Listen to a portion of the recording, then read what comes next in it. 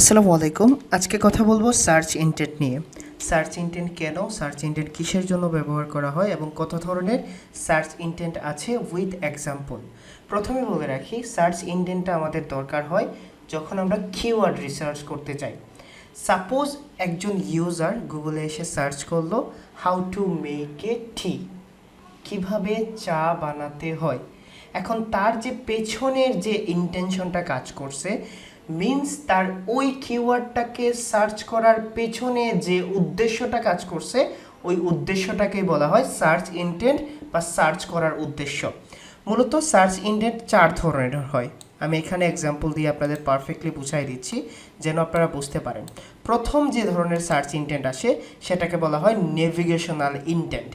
যেমন ধরেন, navigational intent বলতে বোঝায় কেউ একজন স্পেসিফিক কোনো একটা ওয়েবসাইট, কোনো একটা লোকেশন অথবা কোনো একটা অ্যাড্রেস যদি খুঁজে, তাহলে এটাকে বলা হয় নেভিগেশনাল ইন্টেন্ট। সাপোজ আমি একটাতে সার্চ করলাম, ধরেন টয়োটা ধরেন একটা গাড়ির ব্র্যান্ড, এটা সার্চ করলাম, এটার পেছনে যে ইন্টেন্ট কাজ করছে এটাকে বলা হয় নেভিগেশনাল, যে অন্য কোনো কিছুই না, আমি স্পেসিফিকভাবে এইটাই চাচ্ছি, আমার এইটাই দরকার। যদি আমি নিসান সার্চ করি, নিসান হলো আরেকটা ব্র্যান্ড, তাহলে এইটার পেছনে নেভিগেশনাল ইন্টেন্ট কাজ করবে। তাছাড়া আমি যদি ধরেন ব্লক বি ধরেন সিলেট, একটা স্পেসিফিক লোকেশন চাচ্ছি, এই লোকেশনটা হলো নেভিগেশনাল ইন্টেন্ট। তারপরে যদি কোনো একটা ধরেন মিরপুর, আমি যদি এইটা লিখে সার্চ করি, এটার পেছনে যে ইন্টেনশন কাজ করবে এটা হলো নেভিগেশনাল ইন্টেন্ট। মানে একজন ইউজার তার মাইন্ড তখনই সেট আপ করা থাকে যে সে কী চায় এবং কেন চায়। তারপরে যে জিনিসটা আসে সেটা হলো নেভিগেশনাল ইন্টেন্টের পরে যে জিনিসটা আসে সেটা হলো ইনফরমেশনাল ইন্টেন্ট। দ্যাট মিন্স খুব সিম্পল, একজন ইউজার শুধুমাত্র ইনফরমেশনের জন্যই এখানে আসছে। ইনফরমেশনাল ইন্টেন্ট বলতে বোঝায় একজন ইউজার শুধুমাত্র ইনফরমেশনের জন্য এখানে আসছে। নর্মালি ধরেন how to make a T, how to make a coffee, তারপরে হলো what is exact location of Asia in map, তারপরে আসে ধরেন হোয়াই, ধরেন WH কোয়েশন যেগুলো আছে এইগুলাকে বলা হয় ইনফরমেশনাল ইন্টেন্ট।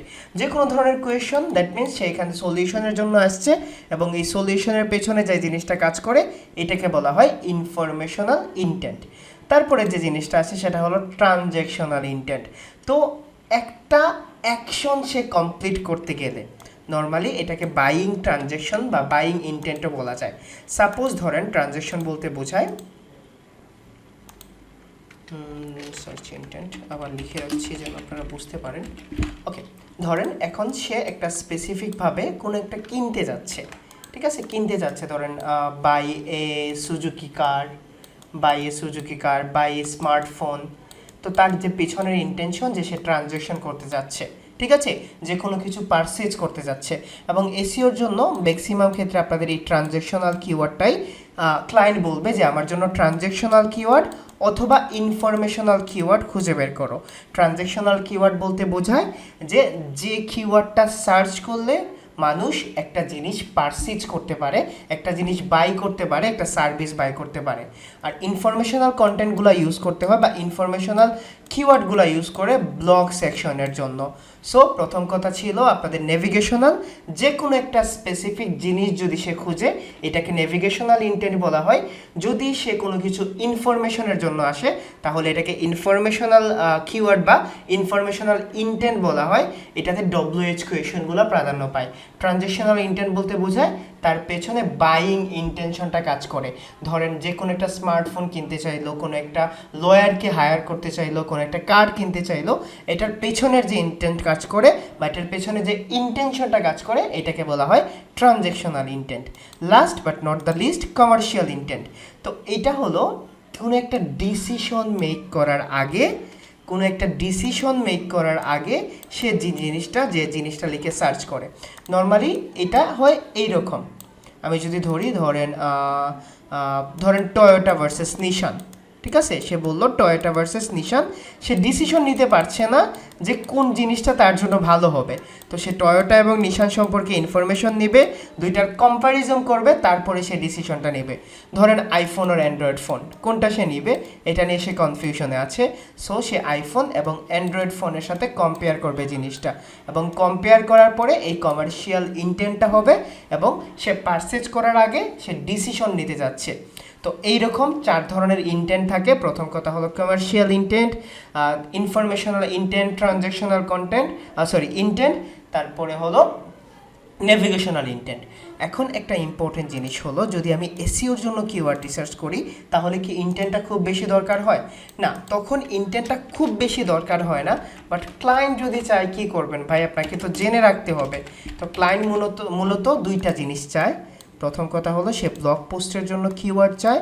যখন বলবে সে আমার ব্লগ পোস্টের জন্য দরকার, তখন আপনাকে বুঝতে হবে সে ইনফরমেশনাল ইনটেন্ট কিওয়ার্ড চাচ্ছে। তো আপনি ইনফরমেশনাল ইনটেন্টটাকে দিবেন, এবং এটাকে ধরে WH question, what is coffee, what is table lamp, তারপরে হোয়াট ইজ 24 ইঞ্চি ডেস্কটপ। তো আপনি এই ধরনের ইনফরমেশনাল কিওয়ার্ড চুজ করবেন।